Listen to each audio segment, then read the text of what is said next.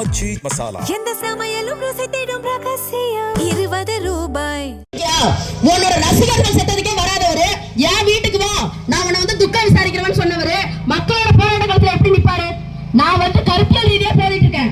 உங்களை தாக்குறது என்னோட நோக்கம் கிடையாது. என் மக்களுக்கு நான் கொண்டு என்னோட கருத்தை என்னென்ன சேர்க்கணும், என்னோட சின்னத்தை கொண்டு சேர்க்கணும். மக்களோட போராட்ட காலத்துல நான் நிக்கணும். இன்னைக்கு கோடி பிடிக்கிறோம், நாளைக்கு ஒரு போராட்டம் நீ வருவியா? 18 வயசு கீழே இருக்கவன் எவ்வளவு போராட்ட காலத்துக்கு வருவியா? இன்னைக்கு வருவேன், நாளைக்கு ஓடி போயிடுவேன். நீ மக்களுக்கு ஒரு போராட்டம் நீ வந்திருப்பியா? பரந்தூர் மாநிலத்துல போராட்டம் வரியா? 8 வயசாலை போராட்டம் வரியா? ஆசிரியர் பிரச்சனை வரியா? மருத்துவர் பிரச்சனை, செவிலியர் பிரச்சனை, பாருங்க போக்குவரத்து துறையில பிரச்சனை, இத்தனை பிரச்சனைக்கு எந்த போராட்டத்துக்கு வரியா?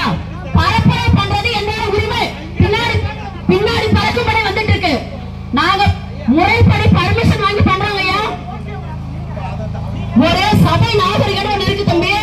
பேசும்போது குறுக்கிட கூடாது. எதிரியா இருந்தாலும் அவங்க பார்த்து ஒரு வணக்கம் சொல்லணும்ன்றதை எங்க அண்ணன் சின்ன சீமா சொல்லி கொடுத்திருக்காரு. ஒரு தேசிய கட்சி தலைவர், ஒரு நிமிஷம் இருங்க, ஒரு தலைவர் இங்க நின்று பேசுறாங்கன்னா அவங்கள எந்த தொந்தரவும் பண்ணக்கூடாதுன்றத ஒரு சபை நாகரிகமே தெரியல. இதுதான் உங்களோட வளர்ப்பு. நன்றி. புரிஞ்சுக்க மாட்டேங்கிறாங்கப்பா, அதுக்காக தான் நாங்க சொல்றோம். அவங்க பண்ண தப்ப புரிஞ்சுக்க மாட்டேங்கிறாங்க.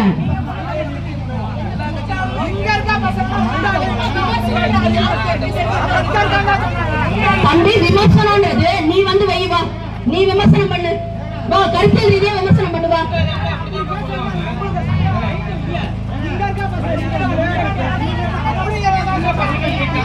எப்பா உண்மை தெரியுமா? 18 வயசுக்கு கீழே இருக்கவங்க கையில கட்சியோட கொடியை கொடுக்க கூடாது. ரூல்ஸ் தெரியுமா தெரியாத உனக்கு? கட்சி கொடியை 18 வயசு கீழே இருக்கவங்க கையில கொடுக்க கூடாது. பின்னாடி பறக்கும்படி வந்துட்டு இருக்கு. தெரியுமா தெரியாதா? இங்க இருக்கிற எவனுக்கா 18 வயசு ஆயிடுச்சா? ஸ்கூல் படிக்கிறவங்க கையில கொடி வச்சிருக்கான். ஆச்சி மசாலா. எந்த சமையலும் ருசி தேடும் ரகசியம் 20 ரூபாய்.